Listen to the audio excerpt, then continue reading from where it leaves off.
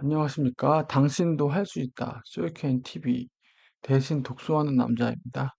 이번에 이제 소개시켜 드릴 책은 이 책 되게 오래된 책이에요. 예. 기업 경영 전략에 있어서 약간 고전으로 꼽히는 책 중에 하나인데 제가 이전까지 이제 뭐 핵심을 집중하라. 아니 핵심에 집중하라. 핵심을 확장하라. 수익지대, 뭐 로열티 경영, 약간 기업이 성공하기 위한 어떤 기본기에 대해서 말씀을 드렸다면 그 핵심에 집중하고 수익 지대하고 로열티에서 고객들을 그렇게 로열티를 올리고 이렇게 해서 이렇게 돈을 버는 기업이 어떤 성장하기 위한 기반을 탄탄하게 만들었는데 그럼에도 불구하고 이 성장하는 기업, 성공 기업, 성공을 한 거죠. 그렇게 성장을 잘 해서.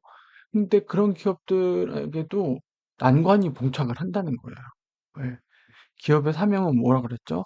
수익을 내서 지속 성장하는 거예요. 지속 성장하지 않으면 물이 흐르는데 노를 젓지 않는 거랑 같다 그랬죠. 기업은 성장을 해야지만 하는 게 숙명이기 때문에. 근데 그 성장을 하다가 딜레마를 맞게 돼요. 어쩔 수가 없이. 예, 그래서 기업들이 아무리 그 초우량 기업이라고 하더라도 시류라든지 시대의 흐름을 읽지 못하면 한 번에 이렇게 훅 가는 경우들이 종종 있었죠. 특히 요즘 한 90년대에서 20년, 90년대에서 2020년 초반쯤 넘어올 때 그런 기업들이 많이 있었던 것 같아요. 특히 약간 휴대폰 업계 쪽, 그쪽이 되게 그랬던 것 같아요. 노키아라든지 모토로라라든지 그런 기업들. 그래서 그게 왜 그랬을까? 근데 옛날에도 그런 흐름들은 있었어요. 그래서 성공 기업의 딜레마, 성공하는 기업들이 성장을 하면서 성장하는 과정에서 만날 수밖에 없는 그 약간 컨프런트, 그러니까 맞설 수밖에 없는 그런 딜레마가 있는데 그 딜레마에 대해서 좀 그 소개를 해주는 책이 있어서 예, 이제까지 성장을 쭉 얘기를 했는데 그거와 같이 얘기를 드리면 좋을 것 같아서 예, 이 책을 좀 소개를 해드리려고 합니다. 성공 기업의 딜레마요. 진짜 이게 어느 이게 언제적 그 책 표지예요. 이게 무슨 원기역 모으는 손오공도 아니고 아 옛날 감성 느껴지죠. 예 맞습니다. 옛날 감성 느껴져요. 예. 이 책 절판됐습니다. 예 맞아요. 이 책도 절판됐는데 완독일은 2009년에 제가 이제 회사 들어가서 얼마 안 됐을 때 그때도 제가 처음 일했던 회사는 저런 걸 되게 좀 강요하는 회사였어요. 막 경영 서적, 그리고 기업의 성장. 예, 근데 그게 다 도움은 됐던 것 같아요. 제가 하는 일이 전략기획이고 경영기획이고 기업의 성장을 짜는 쪽이다 보니까 기업의 저런 어떤 맞닥뜨릴 수밖에 없는 생리, 기업의 생리 그런 걸 이해할 수 있어서 좋았다고 생각을 하고요. 그래서 지은이를 좀 소개를 해드리면 이렇게 돼요. 크리스 텐슨, 하버드 비즈니스. 근데 하버드 기승전 비즈니스는 기승전 하버드로 가는 것 같아요. 왓슨 아니면 하버드. 그리고 이분이 어느 쪽에 이제 하냐면 이 성공기업의 딜레마 지금 이 책이죠. 이거로 일약 미국 비즈니스의 신성으로 떠올랐다는 거예요. 네, 그래서 여러 기업들을 이제 이런 인텔, 컴팩, 휴리패커드, 코닥 이 회사들이 지금 안 좋죠. 네, 그러니까 막 CEO들 대상으로 이렇게 투어 하시고 뭐 하고 하는데 이분이 또 보스턴 컨설팅에 있으셨죠. 네, 컨설턴트로 일하고 MIT 교수들과 함께 그 신소재 CPS 테크놀로지라는 이제 회사를 차려가지고 거기 회장도 영입하고 또 이런 벤처 캐피탈이 뭐냐면 이제 본인이 저렇게 경영 컨설트 하고 많은 기업들을 만나다고 이렇게 컨설팅 하다 보니까 이게 돈을 좀 모아갖고 벤처 캐피탈 같은 것도 좀 런칭하고 그리고 하버드 비즈니스 리뷰에서 가장 훌륭한 논문을 써낸 사람에게 주는 상이 있대요. 맥킨지상. 그리고 5회 수상했대요. 네, 그리고 경영학계 오스카상이라 불리는 싱커스 50 거기에 이제 2회 연속 등재가 됐다는 거예요. 아마 이분이 있으셨던 요때 20년부터 그때 한 바짝 그래 그 시기적으로 그랬던 것 같아요. 이게 20년 있잖아요. 그 전에 막 미국의 성장과 함께 기업들이 글로벌 기업들이 막 그때 막 생겨났단 말이에요. 그 기업들이 한 10년, 15년 했었겠죠. 엄청 고성장을 했겠죠. 미국의 성장과 함께. 그러면서 이제 뭔가 성장의 답보, 뭔가 여기서 꼬꾸라지는 기업들도 생기고 그러면서 요거에 대해서 이분이 이제 성공 기업의 딜레마를 주창한 것인 거죠. 아니, 저 경영 서적들도 다 시대를 반영을 할 수밖에 없어요. 예, 그 시대에 맞게, 시류에 맞게 이슈가 있으면 나오는 부분들이 있어가지고, 어쩔 수 없는 것 같아요. 근데 누누이 얘기했지만, 기업의 운영, 경영이라는 건 사이클이 있고, 성장하는 기업들도 그 자기가 있던 그 인더스트리에서 이게 또 만날 수도 있기 때문에 저런 딜레마를 겪을 수 있기 때문에 봐두는 것도 나쁘지 않을 것 같아요. 여기서 근데 이 책에서 정말 중요한 개념 하나가 나와요. 이게 뭐냐면 이거 와해성 기술 변화. 이 말이 비즈니스에서 지금 굉장히 중요한 말이긴 하고 지금도 벌어지고 있고 앞으로도 벌어질 거예요. 그러니까 이 책이 오래된 책이긴 한데 그 와해성 기술, 그전에도 와해성 기술 변화라는 책이 있었는지는 모르겠는데, 이 책은 이걸 메인으로 다루고 있어요. 이 와해성 기술 변화를. 그래서 이 책이 유명해진 것 같고, 그래서 어떤 기업 경영 서적에 약간 바이블 중에 하나로 꼽히지 않을까. 확실히 던져주는 화두는 굉장히 중요한 화두가 있습니다. 시대는 이미 많이 지났지만 지금도 통용되는 중요한 화두이기 때문에 솔직히 이 책은 와이성 기술 변화라는 개념이 뭔지를 이해하시면 된 것 같아요. 근데 이 와이성 기술 변화를 대응하기가 이 책이 좋은 책 얘기할 때 제가 하우를 꼭 본다고 그랬잖아요. 하우가 그렇게 강하게 나오진 않아요. 왜? 그만큼 어렵다는 얘기예요. 그만큼 대비하기가 어렵다는 얘기예요. 그 초월한 기업들이 그동안 성장을 하면서 얼마나 그 성장의 기반을 탄탄히 이렇게 마련을 했겠어요. 근데 그런 기업들이 몇 년 사이에 그게 꼬꾸라질 정도로 시장이 격변을 한단 말이에요. 근데 그걸 어떻게 대비를 하고 준비를 할 수 있겠어요? 그럼 그 기업에 있는 사람들은 바보였을까요? 아니에요. 온갖 천재들이 다 있던 회사들인데도 불구하고 저 와해성 기술 혁신을 대비를 못했던 거예요. 있잖아요. 이렇게 몸집이 커질수록 그 저쪽 뒤에 무슨 일이 생기는지 잘 모를 수 있거든요. 그래서 그런 부분들이 현실적으로 쉽지는 않다. 와해성 기술 변혁을 대비하기는 쉽지 않다. 저는 그렇게 생각을 하고 있어서 이 책이 와해성 기술 변화에 대응 솔루션을 강하게 얘기는 하진 않아요. 이 책이 그건 좀 약한데, 그럼 뭐가 좋냐? 성장하는 기업들이 맞닥뜨릴 수밖에 없는, 내일이든 언제든, 그게 와해성 기술 혁신이고, 그 개념을 알고서 준비를 해야 된다는 이슈는 되게 중요한 거기 때문에 이 책은 거기에 포커스를 주시면 좋을 것 같아요. 총 10개의 그 챕터로 나눠져 있고요. 네, 이런 얘기를 합니다. 가치 네트워크, 뭐 굴착기 사업 와해성, 오르는 것은 내려갈 수 없다. 와해성 기술이란 개념이 이제 나오죠. 네, 이 개념이 중요합니다. 조직 규모도 중요해요. 왜냐면 한 조직이 너무 커지면 해오던 대로 할 수밖에 없거든요. 조직도 그 효율화를 취할 수밖에 없기 때문에. 시장을 모니터링하고 새로운 아이디어를 내고 새로운 BM을 짜고 하는 게 조직이 커지면 쉽지가 않아요.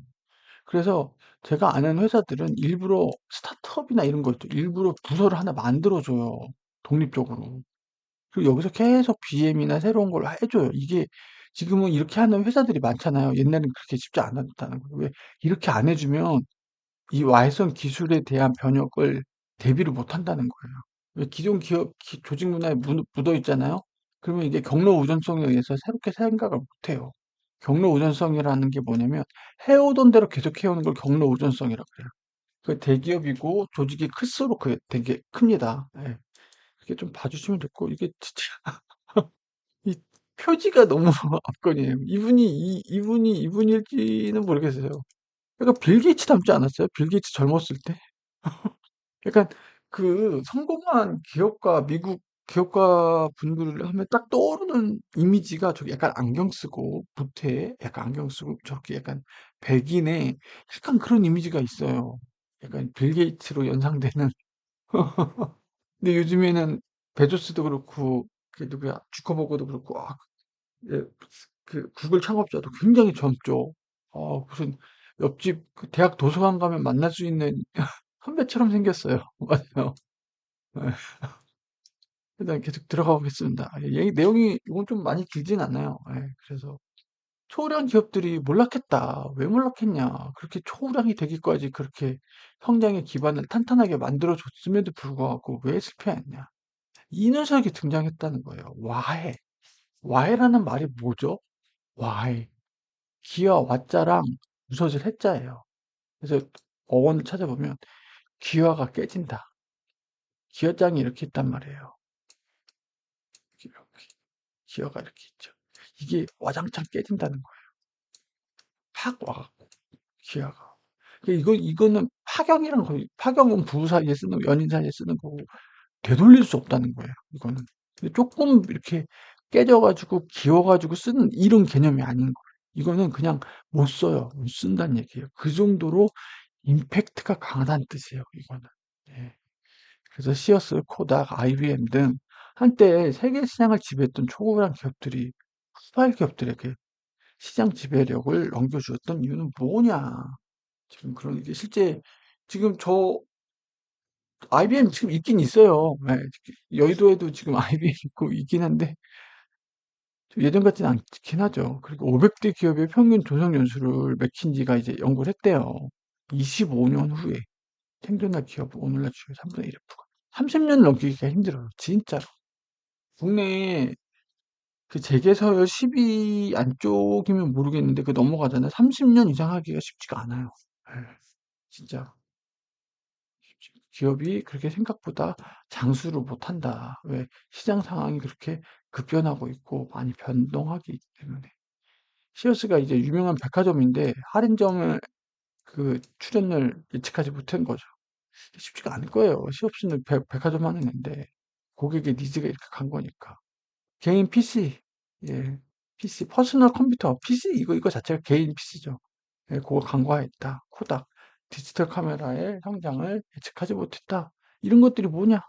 와해성 기술이 등장했기 때문이다. 판을 뒤엎는 A라는 그 시장을 쭉 해오는 그 시장 자체를 뒤엎는 그런 기술이 나온다는 거예요. 아니, 시장을 뒤엎을 정도의 파격적인 기술인데 그걸 어떻게 예측하지 못해 할까라고 생각을 한단 말이에요, 사람들이. 야, 시장을 뒤엎을 정도의 기술이면 어마어마한 기술 아니야? 그럼 그 전에 계속 뭔가 사인이 있지 않았을까? A라는 그 인더스트리에서 뭐가 새로 개발됐다, 런칭됐다, 나오지 않았을까? 근데 그게 진짜로 시작은 정말 작은데 얘가 판을 뒤엎는데 생각보다 짧게 걸려요. 제 얘기를 하나, 예를 들어. 제가 리테일 인더스트리에서 경력이 15년이거든요. 90년 후반, 제가 2007년, 2009년, 09년에 제가 첫 입사를 하거든요. 네, 지금 24년 됐죠. 네, 15년 됐는데, 10년이죠. 10년 초반 때까지만 해도 온라인 마켓이 이렇게 클 줄은 아무도 예상 못했어요. 진짜. 10년 사이에 지금 몇십조 원을 하잖아요. 네, 10조. 근데 그거 아세요? 그렇게 온라인 마켓이 몇십조 원이 한 게 그가 온라인 통계 사이트 있어요. 통계청에 나오는 거. 이게 몇 년 된 거예요? 5년 살짝 넘어요. 5년 살짝. 진짜. 그 전까지는요, 계속 온라인을, 그 리테일러들이 어떻게 생각했냐. 하나의 채널로 봤어요. 판매 채널. 예. 하나의 판매 채널로 봤단 말이에요. 그리고 전체 리테일 안에서 온라인이 차지하는 거래 비중이 크게 높지가 않았어요. 그래서 원래 오프라인 하던 애들이 약간 서비스 관점으로 우리 고객들이 온라인도 좀 하니까 그런 관점으로 여기 있던 물건을 이렇게 팔았단 말이에요. 근데 이렇게 갑자기 넘어간 이유가 뭔 줄 아세요? 쿠팡이 한 거 맞아요. 쿠팡이 한 거 맞는데 사이트 연구 아니에요. 사이트는 예전부터 있었어요. PC 기반 그 오픈마켓 11번가 인터파크 때부터 있었어요. 사이트 온라인 사이트가 많이 는 것도 있는데 그거 핵심이 뭔 줄 알아요? 물류예요, 물류. 물류. 이게 핵심이에요. 온라인 전용 물류 시스템이 안착이 됐기 때문이에요. 이게 어디서 갖고 온 거죠? 아마존 모델인 거죠. 물류가 물건을 쟁겨놓고 고객한테 배송하는 거란 말이에요. 그 전에 오프라인 애들은 이렇게 있단 말이에요. 예를 들어서 이마트예요. 그러면 이렇게 물류상커예요. 그러면은 이마트 지점으로 간단 말이에요. 이 애들 온라인에 주문이 들어오면 처리를 못 해요. 왜냐면 여기 주문이 들어오고 지금 재고가 몇 개고 어느 지점으로 나가라. 이 시스템이 온라인이 안 돼 있단 말이에요. 온라인 전용 물류센터가 생긴 거예요. 그게 누가요? 쿠팡이 한 거죠. 온라인 전용 물류센터. 이걸 몇 개를 지은 거예요, 전국에. 이게 됐기 때문에 로켓 배송이 된 거죠. 그러니까 사람들이 온라인이 발전된 게 사이트가 막 어쩌고 저쩌고 아니, 사이트는요, 옛날부터 있었어요. 물류의 혁신이 온라인을 좋게 키운 거예요. 그렇게 한 게 쿠팡이 한 거고, 몇 조 원 들였죠? 어마하게 돈을 들였죠. 근데, 뭐, 신세계나 롯데나 걔네들은요. 그 물류에서 밀린 거예요, 걔네는. 온라인에서 밀린 이유가 온라인 전용 물류센터에서 밀린 거예요. 그거 하나예요. 모두가 그랬죠. 야, 쿠팡? 야, 소셜 출신이잖아. 그때 위메프, 티몬, 쿠팡, 원래 삼형제였거든요, 소셜. 근데 소셜로는 성장의 한계가 있다는 걸 간파한 거죠. 오픈마켓도 그렇잖아요. 성장의 한계. 그래서, 아, 물류를 해야겠다. 내 물류. 물류를 하게 되면 뭐가 되냐면 상품에 대한 컨트롤빌리티, 상품의 통제력이 생겨요. 예. 오픈마켓은 뭐예요? 그냥 중간 상이에요. 제조업자가 이렇게 제조업자 창고에서 문제가 고객으로 간단 말이에요. 오픈마켓은 물건을 자기가 손을 대질 않아요. 얼마나 이게 그 봉이 김선달 같은 BM이에요. 그러니까 짧게 끝났죠. 직접 물류를 하는 애한테는 당해낼 수가 없는 거예요. 1일 보장도 못하고. 근데 이렇게 물류를 했죠. 여기 플러스 뭐 했죠? 화물 운송 사업자 허가 냈죠? 이거 대단한 거예요. 이걸 받아냈어요, 이거를. 화물 노조가 그렇게 반대를 했는데도 불구하고. 그래서 지금 온라인은, 대한민국 온라인을 휘잡았죠. 그게 불과 몇 년이에요. 몇 년 안 됐어요. 10년도 안 됐어요. 쿠팡이 저렇게 온라인 1등 된 거요? 10년 안 됐어요. 그 막 몇 조 원의 영업 적자를 겪으면서 그걸 물류를 그렇게 짓고 화물 운송 사업자 내고 묵묵히 이제 막 주변에 막 쿠팡 망한다, 쿠팡 망한다 막 저도 그렇게 생각했었죠. 근데 그 돈을 비전이랑 오일머니가 계속 대준 거예요. 대단한 거예요. 이거 이렇게 대주는 기업이 어딨어요. 요즘 응? 전문 경영인이 3년 준단 말이에요. 계약을 보통 3년 해요. 근데 영업 적자 조금만 나잖아요. 바로 갈려요. 예. 지금 온라인 대표들 다 갈렸어요, 지금. 예, 신세계도 그렇고. 이마트 온라인 대표, 뭐, 롯데 다 온라인 대표 다 갈렸어요. 봐봐요. 수명 짧아요. 근데 쿠팡의 김범수 대표요? 영업 적자 얼마 했죠? 진짜 몇 조 원을 했었어요. 몇 조 원을. 근데 천국 견디니까 된 거잖아요. 아주 특정 기업을 비하거나 욕할 생각은 전혀 없고 리테일에서도 와해성 기술 그런 비슷한 게 났다는 걸 좀 말씀드리고 싶었습니다. 예. 앞에 얘기했던 건데 이제 PC, IBM 얘기랑 CS 얘기를 합니다. 예. 컴퓨터 산업을 주도해 왔어요. 예, 메인프레임. 근데 그 가정용 PC가 막 뜨기 시작을 해요. 근데 얘도 이제 그럴 수밖에 없는데 IBM은 기존에 공장이랑 이런 게 있을 거 아니에요. 근데 얘를 개인화되게 이렇게 만들기가 쉽지가 않아요. 그러니까 와해성 지금 초월한 기업들이 시대의 흐름을 못 읽었다기보다 어쩔 수 없었던 경우도 있는 것 같아요. 왜냐면 몇십 년간 자기네들이 성장해 왔던 그 프레임, 그 공장, 생산 라인이 A라고 정해져 있단 말이에요. 근데 시장은 지금 A에서 지금 B로 바뀌고 있거든요. 이 전환이 쉽지가 않아요. 왜냐면 이 그동안의 시간과 노력을 투자한 거잖아요. 이거. 근데 시장이 기다려주지 않거든요. 얘가 전환되기까지 빨리 기다려주지가 않아요. 어. 근데 또 시장이 한번 흐름이 딱 넘어가면 이때부터는 나에게 돈을 벌어줬던 이 구조, 인프라가 어떻게 되는 거죠? 돈을 잡아먹는, 돈 먹는 하마가 돼버려요. 그 고객이 떠나버리잖아요. 이 나에게 그동안 어마어마하게 돈을 벌어줬던 이 구조가 오비용 구조가 돼서 영업 적자를 깎아먹는 구조가 되는 거죠. 근데 이걸 전환하기가 쉽지가 않아요. 썬큰 코스트인데 쉽지가 않아요. CS도 그렇죠. 백화점이 언제까지 경제 성장과 맞물려서 하다가 이제 가성비를 찾게 된 거죠. 예. 그래서 허름한 창고용 해서 월마트도 지금 아마존과 대치 중인데 미국은 땅덩이가 넓어서 그런지 월마트 이용하는 고객들이 여전히 많다고 하더라고요. 왜냐면 아마 그 쿠팡처럼 아마존은 일일 배송이 잘 안 돼요. 워낙 땅이 넓고 물론 여기도 물류센터 많이 하긴 했는데 그러면 어떠세요? 고객이 그냥 차 끌고 가갖고 한 9분에서 10분 그 월마트가 있대요. 그거 하고 오는 거죠.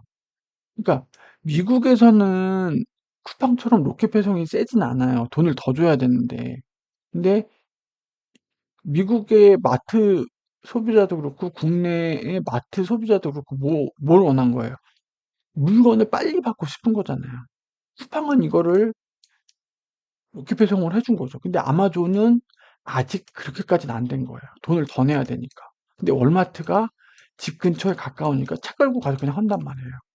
그래서 월마트 실적이 아마존과 봤을 때 여전히 더 높고, 물론 주식 가치로 하면 아마존이 더 높죠. 그래서 여전히 월마트도, 그러니까 뭐 미국 리테일이 아마존이 쌈 싸먹었다, 아마존이 평정했다 이렇게 얘기하기는 힘들어요. 예, 전체적으로 봤을 때. 그래서 두 실패의 사례의 공통 원인은 자신의 시장 지배력을 여기서 와해란 말이 나옵니다. 예, 죄송해요. 갑자기 또 넘어왔네. 와해시킬지도 모르는 와해성 기술 변화에 대응하지 못했기 때문이다. 이 애들이. 이 알고기는 천재들도 있는 이런 곳인데 이렇게 됐다는 거죠. 이 큰 기업들도 이 와해성 기술이라는 저 딜레마에 빠지면 이 딜레마가 이러지도 저러지도 못하는 걸 딜레마라 그래요. 예. 얘들이 몰랐던 건 아닐 것 같아요. 개인 PC가 나오고 마트가 뜬다는 걸 모를 수는 없겠죠. 빨리 전화를 했어야 되는데 그게 쉽지가 않은 거예요. 왜? 덩치가 이만큼 커졌단 말이에요. 이러지도 못하고 저러지도 못하는 전전긍긍한 상황. 그래서 이 뒤에 하우가 나옵니다. 그럼 어떻게 해야 돼? 그럼 저렇게 덩치 큰 애들은 다 죽을 수밖에 없는 거야? 딜레마에 빠져서 죽을 수밖에 없는 거야? 그렇지 않죠. 그렇게 나오진 않을 거예요. 그래서 와해성 기술은 전혀 새로운 시장을 형성한다. 와해성 기술이 뭔지에 대해서 얘기합니다. 굉장히 이건 비즈니스적으로 중요한 개념이에요. 어쩌면 이 책이 그렇게 각광을 받는 이유는 이 와해성 기술이라는 개념을 주력으로 좀 주창하기 때문이 아닐까 그래요. 왜냐면 이게 아까 얘기했잖아요. 저렇게 초우량 기업도 넘어가는 거잖아요. 기업의 성장에 있어서 어찌 보면 가장 큰 걸림돌이 될 수 있고 경영자에게 있어서 가장 큰 어려운 의사결정일 수도 있는 부분이에요. 왜? 이렇게 손바닥 뒤집듯이 뒤집어질 수 있단 말이에요.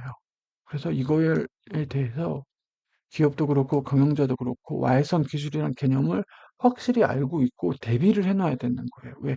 이미 저 와해성 기술이 이미 득세되고 왔을 땐 대응이 늦어요. 이미 준비가 돼 있는 상태여야 된다는 거예요. 우리 기업이 돈을 잘 벌 때 항상 준비를 해놔야 되는 거예요, 기업은. 왜냐면 그때 돼서 닥쳐서 준비하려고 그러면 늦는 거예요. 이미 경쟁자들이 이미 생기고 시장에 새로운 애들도 진출해 있기 때문에 늦어요, 늦어. 예. 그래서 고객에게 새로운 가치를 제공하고 산업 지도와 업계 판도를 일시에 바꾸는 혁신적인 기술이라는 거죠. 하늘 없는 건 진짜. 그래서 보통 저렴하다, 단순하다, 편리하다. 이 세 가지 원리를 가지고 있습니다. 이 YSN 기술이 혁신적인 기술이라고 하는데 이게 무슨 뭐 엄청 하이테크 놀로지 이걸 말하는 게 아니에요. 여기서 혁신이라는 건요. 이거예요. 이게 이 세 개를 갖췄기 때문에 혁신이라 그러는 거예요. 와해성 기술은요. 기술이라고 해서 뭐 굉장히 테크니컬하고 뭐 신기술의 발전이고 막 무슨 뭐 새로운 뭐 전지가 나오고 이걸 얘기하는 게 아니라 마케팅이에요. 마케팅. 마케팅. 마케팅 이게 무슨 소리야? 고객에게 그동안 간과했던 니즈가 있단 말이에요. 작지만. 근데 이 니즈를 충족시켜주는 기술이 나오게 되잖아요. 그럼 고객은 한 번에 확 바뀐다는 거예요. 그러니까 와이성 기술은 무슨 뭐 엄청 최첨단 기술을 얘기하는 게 아니고 마케팅적인 요소를 얘기를 해요. 그래서 항상 뭘 보죠? 고객의 니즈를 봐요. 그래서 우리가 초월한 기업으로 성장을 했고 우리의 제품이 고객에게 가치를 줬단 말이에요. 근데 그 고객의 니즈 중에 우리 제품이 충족해주지 못했던 니즈가 있었던 거예요. 근데 그거를 충족해주는 새로운 제품, 새로운 기술이 나오면 갑자기 고객들은 돌아선다는 거예요. 근데 우리는 기존에 해왔던 제품대로 생산 라인이 만들어져 있고, 그렇게 조직이 짜 있고, 그렇게 커왔단 말이에요. 근데 어느 순간에 그 고기 우리가 채워주지 못했던 니즈를 채워주는 제품이 갑자기 나오게 되면 시장의 판도가 갑자기 바뀐다는 거예요. 그럼 우리는 어떻게 되죠? 그 공장 라인과 조직과 그건 바꾸기 힘들겠죠. 그러면 갑자기 그렇게 인류 기업들도 저렇게 넘어질 수 있다는 거예요. 그러니까 항상 고객의 니즈를 계속 봐야 된다는 거예요. 우리 제품이 완벽하지 않거든요. 우리가 놓치고 있는 그 고객의 니즈가 뭔지를 계속 보고 그런 제품이 나오는지 그런 걸 플러스할 수 있는 부분을 봐야 된다는 거예요. 이 와해성 기술이 기업 성장 전략에 던져주는 화두는 그거예요. 네. 그래서 기존 고객이 요구하는 성능은 충족시키지 못하지만 전혀 다른 성능을 원하는 새로운 공격을 충족시키는 혁신이다. 그렇죠. 아, 그래서 많은 기업들이 존속성 기술 혁신하자. A 다시, A 다시 다시. 여기서 계속 조금씩 스펙업 하는 거죠. 가격도 올리면서. 질과 성능을 조금씩 올리는 거예요. 그 와해성 기술이라고 보긴 그런데 저는 되게 놀라웠던 게 다이슨의 그 날개 없는 선풍기 있죠. 와, 어떻게 그런 제품을 내죠? 진짜 전 깜짝 놀랐어요. 물론 비싸긴 해요. 어, 저렴은 하지 않아요. 물론 그만큼 기술력이 들어가 있긴 해요. 근데 그거 보고 너무 깜짝 놀랐어요. 왜냐면 선풍기 바람을 쐬고 싶죠.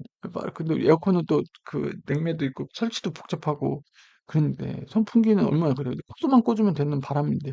근데 항상 선풍기의 그 양날의 검이 뭐죠? 선풍기 날에 대한 위험성이 있단 말이에요. 애들이 손가락 넣으면 안 되고 막 그런 게 있단 말이에요. 그리고 모터 돌 때 덜덜덜덜 소리 나는 것도 있단 말이에요. 소음도. 근데 그 두 가지의 고객 니즈를 잘 잡은 거죠. 저렴까지 했다? 진짜 다이슨이 저렴까지 했잖아요. 진짜 우리 지금 선풍기 날개 달린 선풍기들 싹 다 죽었을 거예요. 진짜 뻥안 치고 정말. 근데 저렴은 하지 않잖아요. 그래서 서큘레이션이랑 선풍기가 살아남았지. 만약 다이슨이 가격까지 만약 기존 선풍기랑 동일한 가격이다. 그럼 누가 그걸 쓰겠어요? 다 다이슨 선풍기 쓰지. 그러지 않을까요? 진짜요. 진짜 다이슨 선풍기 보고 깜짝 놀랐어요. 깜짝. 예. 그래서 와해성 기술이 왜 중요한가? 오늘의 미약한 와해성 기술이 내일은 동일 시대 완벽한 경쟁 우위를 가질 수 있다. 그러니까 리테일이란 전체적인 관점에서 세어스가 이렇게 됐죠. 백화점. 근데 타겟 자체가 있는 조금 백화점이잖아요. 일상에 이제 그렇게 바뀐 거죠. 예. 이 예는 솔직히 좀 쫄하지는 않은 것 같아요. 그러니까 지금 백화점하고 마트를 비교하고 있잖아요. 그건 애초에 좀 잘못됐다고 봐요. 왜 마트 고객이랑 백화점 고객은 달라요. 예, 백화점이 비싼 이유가 뭘까요? 향 상품이 비싸서 물론 그것도 있는데 플러스 서비스예요. 서비스 가격이 포함된 가격이 백화점 가격이에요. 예, 좋은 매장, 대리석 깔려 있는 좋은 매장에서 그 판매사분들 계시잖아요. 그분들한테 대우를 받고 접객을 받으면서 물건을 사는 거예요. 애초에 타겟이 다른 거예요. 백화점과 마트는. 그 두 개를 저렇게 비교하는 건 아니고 예를 들어 똑같은 백화점인데 어디는 백화점이 1위고 어디는 하다 그때 근데 뭐 와해성 기술이 와가지고 후발주자인 백화점이 갑자기 역전을 했다. 그런 케이스면 모르겠는데 이건 좀 약간 시대상의 반영인 것 같아요. 지금 마트랑 백화점 따로 가고 있잖아요. 우리나라도 그렇잖아요. 마트는 지금 어디 가고 백화점 1위는 신세계가 하고 있죠. 예. 우리나라는 백화점이 안 되는 나라가 아니에요. 백화점 너무 좋아해요. 나라는. 신세계 강남점이 그때 신기록 세웠잖아요. 그리고 전 세계 백화점 매출 순위 안에서도 10위인가 5위 안에 들 정도로 어마어마해요. 그리고 대구에 있는 신세계 백화점도 매출 어마어마하고 국내 랭킹 탑5에 신세계가 3개가 있어요. 예. 롯데 원래 잠실점이랑 저쪽에서 했는데 중국 관광객 끊기면서 이제 그렇게 됐죠. 네, 맞아요.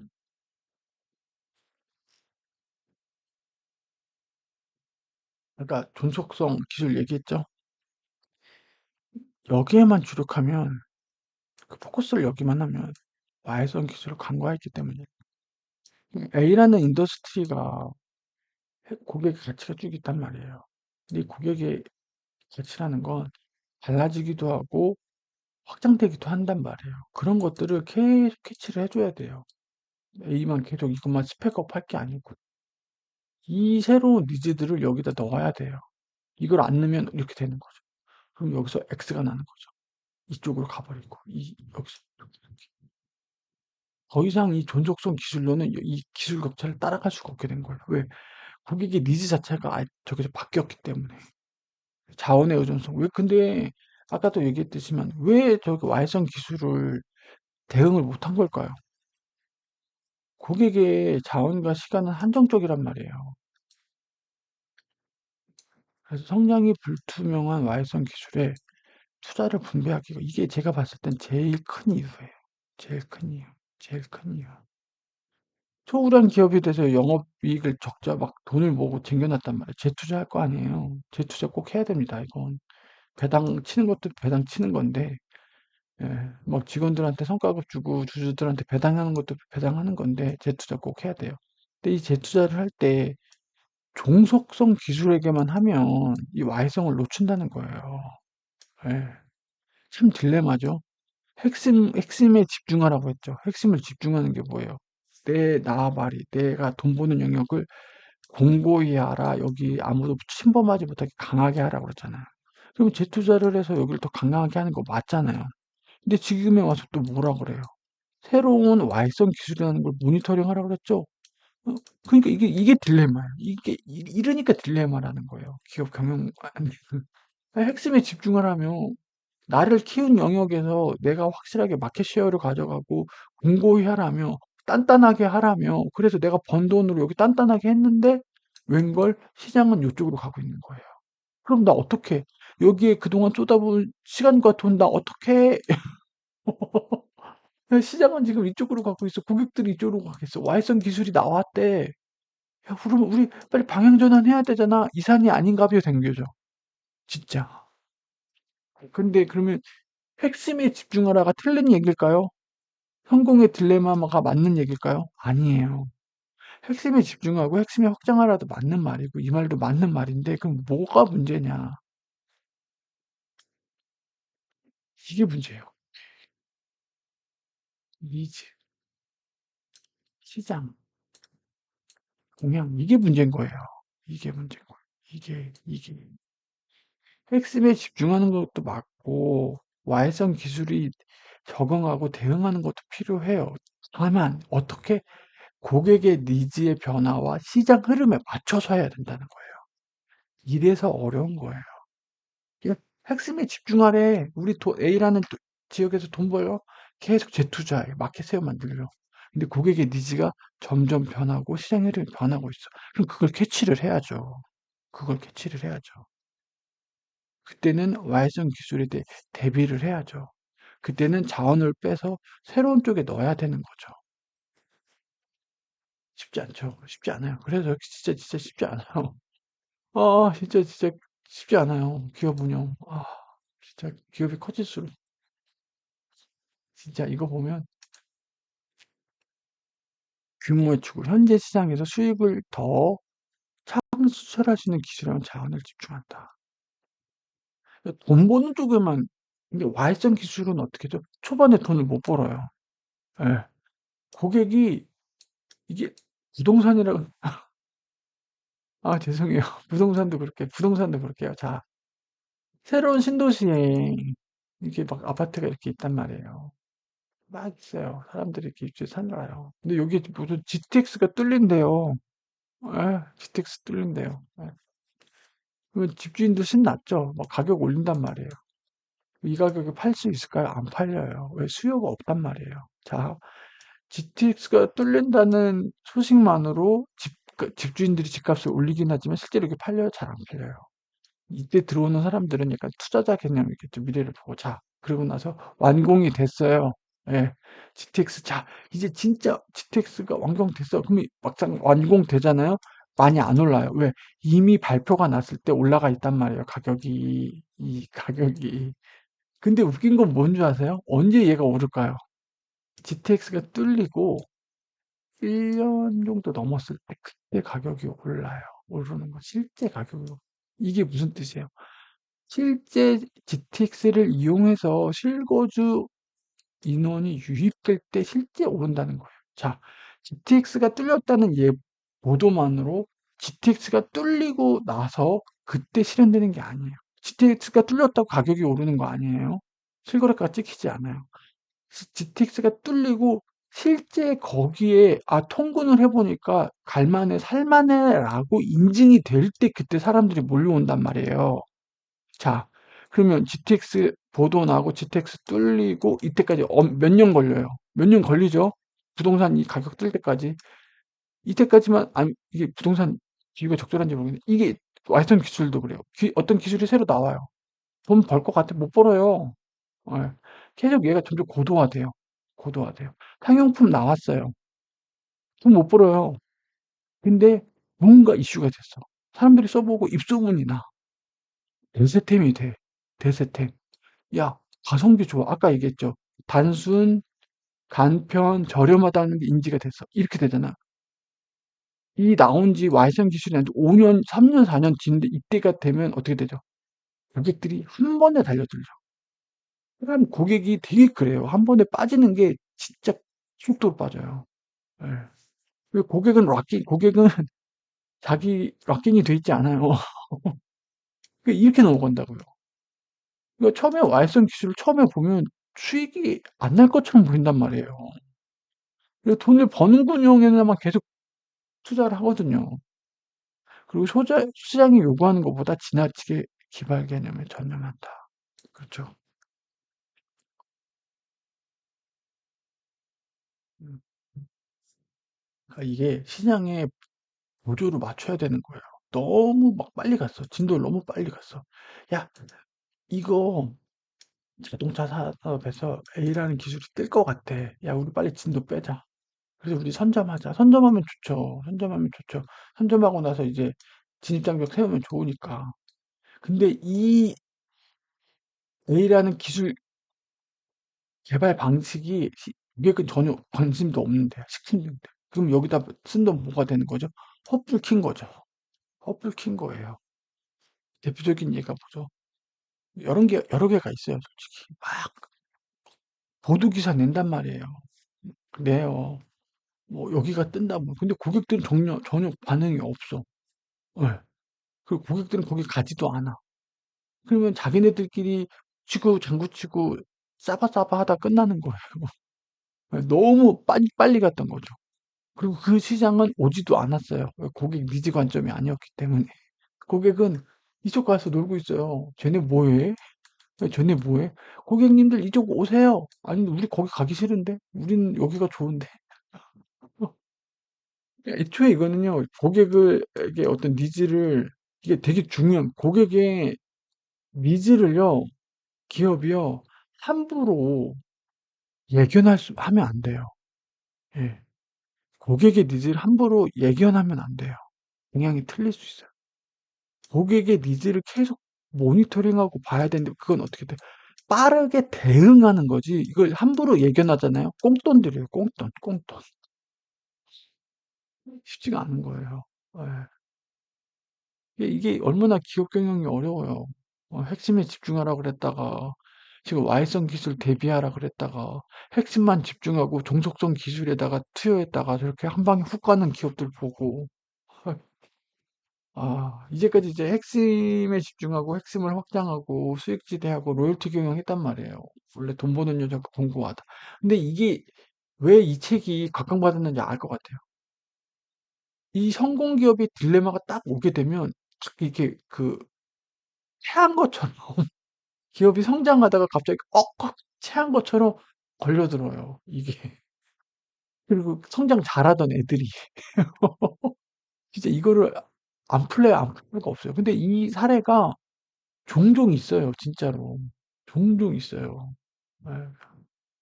그럼 자, 와해성 기술에 실현을 시켜라. 그 실현 시켜는 제가 조금 각색을 한 거고요. 이 책이 와해성 기술 혁신 하고 쪽이 세게 나오진 않아요. 그게 좀 아쉽긴 해요. 왜냐면 그만큼 와해성 기술 혁신을 하기가 쉽지 않다는 거예요, 기업 입장에서. 아까 얘기했잖아요. 기업은 가진 돈과 시간이 한정적이에요. 그리고 원래 자기가 성장했던 영역에 재투자하려는 영향도 있고, 와해성 기술이 처음부터 와해성 기술인지 어떻게 알아봐요? 돈이 안 될 것 같은데. 그렇잖아요. 그리고 막 고객의 니즈를 자기가 먼저 막 예견해서 막 진도를 뺀다? 그것도 리스크한 거죠. 전혀 그 방향이 아닐 수도 있단 말이에요. 진짜 그럼 도대체 어쩌라는 거냐? 그러니까 어쩌라는 거야. 그래서 뭐예요? 딜레마인 거예요. 저는 저 단어 정말 잘 뽑은 것 같아요. 성공 기업의 딜레마. 어쩌라는 거냐? 나 하던 거 계속 하라는 거냐? 아니면 나 또 와해성 기술 찾아야 되냐? 잘못 찾으면 어떻게 되죠? 이상한 데 깃발 꽂는 거잖아요. 어쩌라는 거냐? 그래서 저거를 잘 꼬집은 것 같아요. 기업, 약간 성공한 기업 CEO들이 가려운 데를 잘 긁어준 것 같아요. 어떻게 대응할 거냐? 야, 대응이에요, 대응. 대응. 기존 고객, 투자자의 압력으로서 자유로워야 된다. 이게 솔루션이라고 할 수 있을까요? 아니, 하버드 비즈니스 스쿨을 나오고 보스턴 컨설팅을 했다는 사람이 내놓는 하우가 이거라니까요. 이게 하우예요? 그냥 착하게 살자랑 뭐가 달라요? 예? 근데 이게 또 솔루션이 될 수 있는 게 이것부터가 돼야 된다는 거예요. 이것도 안 되고서는 와해성 기술을 들여다볼 수가 없다는 거예요. 그래서 독립시켜라. 그리고 여기에 비즈니스화를 만들어라. 그냥 아이디에이션만으로 끝내면 안 되고 네가 이렇게 고민을 했잖아. 그러면 그걸 제품으로 한번 출시를 해봐야 돼. 이것까지 바뀌는 거예요. 그러니까 A라는 인더스트리에서 제품을 쭉 만든단 말이에요. 공장, 조직훈련, 뭐 MD 이렇게 있단 말이에요. 연구 있단 말이에요. 그러면 여기에 독립된 조직. 이 라인과는 아예 다른 라인으로. 실제 사내 벤처라고 하잖아요. 그런 걸 왜 키우겠어요? 그게 다 그런 신규 아이템 보는 거예요. 충격적인 얘기 해드릴까요? 우리나라 최초의 온라인 사이트 오픈마켓이라고 하는 인터파크가 원래는 한국 데이콤 있죠? 통신. 그 사내 벤처였어요. 사내 벤처. 맞아요. 찾아보세요. 진짜 그래요. 사내 벤처예요. 그 서울대 출신의 그 똘똘한 몇 분이 그걸 해보시고, 야, 이거 하면 비즈니스 하면 될 것 같은데 해서 들고 나오신 거예요. 예.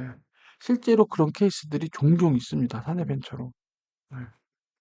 그래서 독립된 조직을 만들고 이거로부터 자유로워야 된다는 거예요. 근데 이렇게 하려면 여러분들 이렇게 얘네들도 연봉 받고 연구비 받고 할 거잖아요. 이거 이렇게 뚝 떼어내주려면 누가 결정해야겠어요? CEO가 해줘야 돼요. CEO가. CEO가 이거를 이 결정을 해줘야겠어요. 근데 이게 가능할까요? 쉽지 않죠. 기존에 있는 거 재투자하고 배당 받고 자기 월급 많이 올리고 그냥 인센티브 주고 그러고 싶겠죠. 이게 쉬운 결정은 아니다. 이 1번 자체가 CEO 입장에서는 쉬운 결정은 아니라는 거예요. 저걸 하나 뚝 떼서 하기가. 그래서 가끔 제가 이직하려고 이직할 때 이력서 올리잖아요. 그러면 뜬금없이 신사업 검토 이런 거 있어요. 신규 사업 아이템. 근데 그 A라는 기업은 원래 무슨 후비 무슨 그런 거 하던 애거든요. 근데 막 이래요. 이걸로 해서 돈은 좀 벌었어요. 그러면 이 돈을 가지고서 좀 활용할 신규 사이템 아이템을 하는 팀을 뽑는 거예요. 예. 이런 애들 뭐 컨설턴트라든지 경영기획이나 전략기획에서 신규 사이템 검토했던 애들 있죠. 그런 사람들을 뽑는 거예요. 예. 그런 포지션들이 좀 있어요. 근데 이 포지션이 나쁘다는 게 아니라 좀 위험할 수 있는 게 A라는 경영자가 야, 우리 돈 좀 모으는데 파생상품, 금융상품 뭐 관계기업 투자도 하는데 이거 좀 신규 사업팀 좀 해봐라 하고 팀이 만들어졌단 말이에요. 근데 이 A라는 사업자가 갑자기 여기 어려워졌어. 그럼 이거 어떻게 돼요? 이거 홀딩되고 없어지겠죠. 그러면은 경력으로 이렇게 뽑았는데 어디로 가요? 막 이쪽으로 들어가겠죠. 따를 수는 없으니까 정규직으로 뽑았으니까. 그럼 어떻게 돼요? 경력 꼬이죠. 그럼 또다시 이력서 올려갖고 신사업 할때 이렇게 본단 말이에요. 그리고 불황일 때는 저 신규 사업 아이템 검토 이런 포지션이 별로 없어요. 그죠? 기존에 있는 거 탄탄하게 경영 운영 잘하기도 바쁜데 신규 사업 아이템이 어떻게 나가기가 좋겠어요. 경기가 좋을 때 신규 사업 아이템 포지션, 경력 포지션이 좀 뜨긴 떠요. 예. 그러니까 그런 자리는 좀 잘 보고 가셔야 돼요. 예. 쉽지가 않아요. 예. 그리고 경영자가 좀 바뀌었다. 그러면 그거 싹 없어질 수도 있어요. 아, 이거 좀 제 얘기인데, 예, 그냥 나중에 이직하시거나 그럴 때 그런 거 좀 잘 봐주세요. 그것도 또 나오죠. 독립된 마케팅 담당 부문센터. 이 와이선 기술은 하이테크라기보다 마케팅 전략이라는 거예요. 마케팅 전략은 뭐죠? 고객과 시장이에요. 고객과 시장. 이거 모니터링에서 시작입니다. 그러니까 고객과 고객의 니즈와 시장의 흐름을 여기서 계속 와이선 기술을 봐야 된다는 거예요. 최첨단 무슨 뭐가 나오고 그런 게 아니에요. 아까 얘기했죠. 와이선 뭐죠? 저렴, 단순, 심플. 그거예요. 그걸. 우리의 제품이 채워주지 못하는 고객의 니즈가 무엇일까? 혹시 그런 제품이 혹시 나올 수 있을까? 만약 그 제품이 나오면 우리 제품은 어떻게 되는 거지? 그런 걸 계속 모니터링하고 보는 거죠. 우리가 무시했던 그 고객 니즈는 어찌 보면 그 제품에서 최우선적으로 하는 니즈일 수도 있거든요. 그런 게 와이성이 되는 거예요. 우리는 그 니즈를 채워주지 못하고 그냥 고객도 아쉽지만 계속 그걸 썼던 거예요. 근데 고객이 우리 제품이 주지 못했던 니즈를 채워주는 제품이 갑자기 나왔어. 그럼 고객은 그 제품의 우선순위에 그 니즈가 1번이었던 거예요. 그걸 채워주는 애가 나왔어요. 그걸 싹 다 이동한단 말이에요. 그게 와이성 기술이에요. 그게 와이성 기술. 와이성 기술의 시발점은 어디냐? 고객의 빈 니즈를 채워주는 거예요. 그리고 그 니즈가 기존의 제품, 뭐, 고객 가치를 갈아엎을 정도로 강한 거냐? 그러면 저렇게 싹 옮겨갈 수 있다는 거죠. 고객의 니즈는 항상 중요해요. 그리고 과소평가하면 안 돼요. 저는 제가 솔직히 고백할게요. 그 쿠팡의 로켓 배송 보고, 야, 그거 좀 빨리 받는 게 그렇게 중요한가? 어? 그렇게 중요해? 그냥 가격 싼 게 낫지 않아? 그렇게 생각했거든요. 근데 제가 쿠팡 로켓 배송 받고 깜짝 놀랐잖아요. 아침에 주면 저녁에 와 있는 거예요. 아니, 근데 한 번 그걸 그렇게 받아보니까 역체감이 드는 거예요. 못 쓰겠어요. 다른 걸 못 쓰겠는 거예요. 처음에 로켓 배송할 때는 물건이 적었죠. 막, 근데 물류가 하면서 바잉 파워가 세지면서 이제 가격도 싸요. 솔직히 가격도 싼데 빨라요. 이게 그 고객이 물건을 빨리 받고 싶어 하는 니즈가 다른 온 니즈를 다 쳐버린 거예요. 바잉 파워가 세지면서. 그 니즈가 되게 그걸 잘 잡은 거예요. 예. 그게 실제 전 케이스라고 보고 있습니다. 예. 그게 쉽지 않죠. 그거 하려고 물류를 깐 거니까. 예, 화물 그 운송을 낸 거. 시장 경쟁 기반 변화 지점. 이게 중요하죠. 변화 지점. 시장이 변화를 하거든요. 이 변화는 어디서 나올까요? 고객의 니즈예요. 고객의 니즈. 이것도 고객의 니즈입니다. 이래서 항상 고객 하는 거예요. 손님이 왕이다라는 말은 손님을 깍듯이 모셔라라는 느낌보다 그들의 니즈를 잘 봐라라는 느낌으로 보시면 좋을 것 같아요. 고객이 원하는 성능의 우선순위를 파악하라. 이거를 많이 간과해요. 우리의 제품이 고객의 니즈를 채워주지 못하고 있단 말이에요. 근데 그 니즈가 생각보다 강할 수 있어요. 그게 쿠팡의 로켓 배송처럼 야, 조금 더 일찍 받는 거 그 니즈가 이렇게 강할 줄 몰랐던 거죠. 그거가 되고 나니까 가격 바잉 파워도 생기니까 어떻게 되는 거예요? 가격 경쟁력도 맞출 수 있는 거죠. 그리고 우리가 있는 인더스트리가 아니어도 혁신적인 기업의 벤치마킹 해라. 그들이 어떻게 했는지. 그리고 비고객의 욕구 니즈를 충족시켜 있는 기술을 파악해라. 뭔가 하우가 뾰족하진 않죠. 예, 맞아요. 맞아요. 하우가 뾰족하진 않아요. 근데 원래 그런 비즈니스 솔루션이 원래 그렇게 막 무슨 기법 노트가 있고 그렇지가 않아요. 원래 해야 될 거를 잘 하는 게 중요한 거예요, 비즈니스는. 근데 이게 아까 얘기했죠. 이게 너무나 뻔한 얘기인데 이게 하기가 어려워요. CEO나 기업에서는. 이게 은근히 하기가 어려워요. 왜? A라는 우리 원래 있던 기존 사업에 몰입돼 있고 거기에 함몰돼 있기 때문에 저렇게 시선을 돌려 가지고 저런 의사결정을 하기가 생각보다 쉽지가 않아요, 저게. 그래서 저는 이 책이 처음에 딱 보고 옛날에 읽었을 때랑 지금이랑 또 다르거든요. 옛날에 읽었을 때는 와해성 기술? 저게 뭔 소리야? 이래 무슨 어디 뒷다리 긁는 얘기인가 했어요. 근데 지금 제가 저도 나름 15년이란 경력이 있고 뭐 전략기획, 경영기획 쭉 해왔잖아요. 지금에 와서 보니까 이 책이 왜 그렇게 옛날에 90년도에 그렇게 아까 얘기했잖아요. 하버드 비즈니스 뭐 싱어상 뭐 오스카상이라 부르는 이유를 알 것 같아요. 이유를. 그 성공하는 기업의 CEO 조직들이 맞닥뜨린 그 딜레마 이거를 정확하게 잡고 꽂은 것 같아요. 예. 되게 중요한 사안입니다. 제가 이 책을 너무 과소평가했던 것 같아요. 제가 치기 어릴 때, 2009년이니까 잘 모를 때. 사람은 성장을 해야 돼요. 제가 성장을 했다고 자부하는 건 아니고, 이게 10년 전에 읽었던 책인데 지금 다시 좀 보니까, 아, 담고 있는 뜻이 좀 깊은 것 같아요. 예, 좀 보시면 좋을 것 같고. 그리고 조직 문화가 중요하죠. 이렇게 독립적인 문화면 어떻게 돼요? 개방적이고 적극적인 조직 문화, 책임 추궁하는 문화 진짜 안 돼요. 조직 대기업마다 또 다른데 모 대기업은 정말 뭐라 그럴까 되게 올드하고 와, 도대체 이런 조직 문화에서 어떻게 이렇게 경직돼 있는데 그런 데들도 있어요. 네. 어느 정도야 근데 정예화가 돼 있고 규율이 잡혀야 되는 건 맞는데 그리고 정보 공유하고 자율성 막 그 나는 막 쉬쉬해요. 막 쉬쉬하고 막 정보 막 쉬쉬하고 막 그런 데들도 있어요. 그 새로운 사업 모델 지속적으로 테스트 진행한다. 사내 벤처 같은 거 있죠? 예, 그런 거 계속 아이디어에이션 하고 해야 된다. 이런 것들이 지금 온라인 기업들이나 약간 사내 벤처 스타트업 이런 쪽들이 조금 약간 머리가 말랑말랑 하신 분들이 마인드도 그렇고 많이 하죠.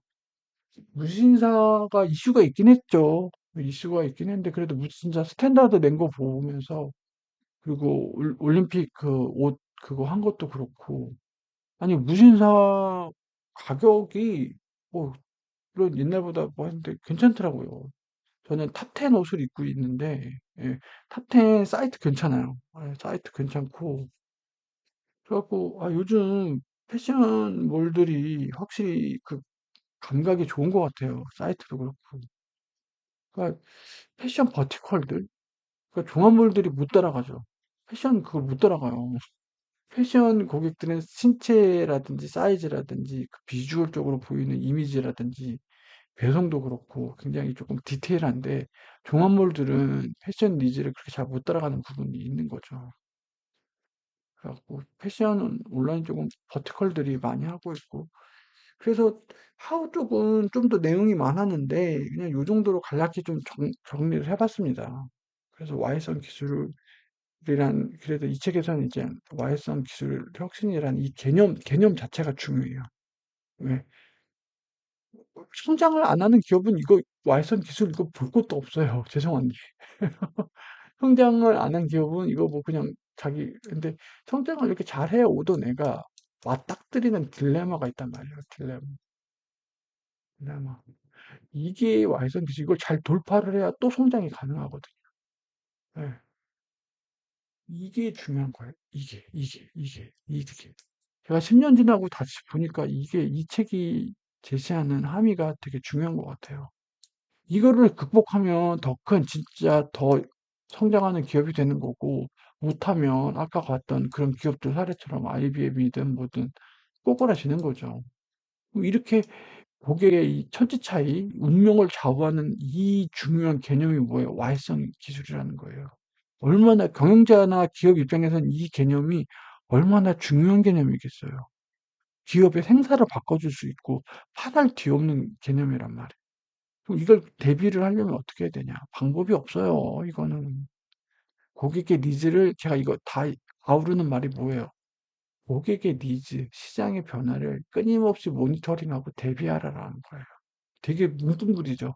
그냥 우리 열심히 착하게 살게요 같은 그런 느낌인데 근데 현실적으로 기업들은 너무 뻔하다고도 얘기하는 저 세 가지 있죠. 저걸 못한다는 거예요. 저것조차도 못한다는 거예요. 왜요? A라는 인더스트리에 치열하게 경쟁하면서 치열하게 치킨 게임하면서 거기만으로도 시간과 자원을 투입하기도 빡빡하기 때문이에요. 생존 자체가 힘들기 때문에. 이걸 돌아볼 여유조차 없는 기업들이 많다는 거예요. 그러면 이게 턱 나왔어. 와이성이 툭 나왔어. 그럼 얘한테 자리 뺏기고 얘는 또 빠이빠이 하고 그럼 어떻게 돼요? 경영진들 야 빨리 팔아. 야 우리 돈 몇백억 받고 팔자. 이거라도 사가라. 사모펀드한테 팔자. 이렇게 되는 거예요. 이렇게 되는. 음. 실제로 그렇게 사모펀드에 이렇게 나온 애들이 좀 있잖아요. 성장의 한계를 느낀 거죠. 예. 그리고 본인들이 그 돌파구를 만들어낼 수가 없는 거예요. 예. 그런 거죠. 그래갖고 지분만 조금 받고, 그래서 배당, 섭섭치 않게 받을 수 있는 지분율만 받고 배당 받으면서, 예. 사모펀드한테 넘기고, 사모펀드는 또 그것도 비용 효율화 한 다음에 또 다시 또 되팔려고 하고, 그런 순환이죠. 예. 또 이상한 얘기 했네요. 이제 지금 계속 기업 경영 관련해서 성장 얘기를 하다가 성장이 어느 정도 되면 맞닥뜨릴 수밖에 없는 이 딜레마. 갑자기 딜레마라는 노래가 생각나네요. 되게 좋은 노래인데 이한나인가 이한나인가 오늘은 그 노래를 한번 들어봐야 될 것 같은데 혹시 그 전략기획이나 경영기획 업무를 하시는 분들은 요 성공기업의 딜레마, 와해성 기술, 혁신 요 개념을 필히 좀 탑재를 하셔야 될 것 같긴 해요. 지금 우리 회사가 성장을 굉장히 순조롭게 잘하고 있다고 하더라도 항상 새로운 그 BM, 새로운 사업 모델, 물론 그거는 고객 기반, 고객의 니즈 기반으로 우리의 제품이 채워주지 못하는 니즈가 무엇이고 그걸 채워줄 수 있으면 어떻게 해야 되고 기존의 제품으로 어떤 이렇게 개선을 하는 수준이 아니면 아예 다른 라인으로 런칭을 한다든지 그런 고민을 계속 해보셔야 된다는 거죠. 네. 요것도 그래서 그동안 성장 얘기를 했는데 예, 성장에 이제 맞닥뜨릴 수 있는 딜레마 얘기를 하면서 좀 소개를 드렸고 다음에는 또 어떤 책으로 또 소개 드릴지 고민을 좀 해보도록 하겠습니다. 예, 긴 시간 시청해 주셔서 감사합니다. 당신도 할 수 있다. 소유캔 TV 대신 독서하는 남자였습니다. 감사합니다.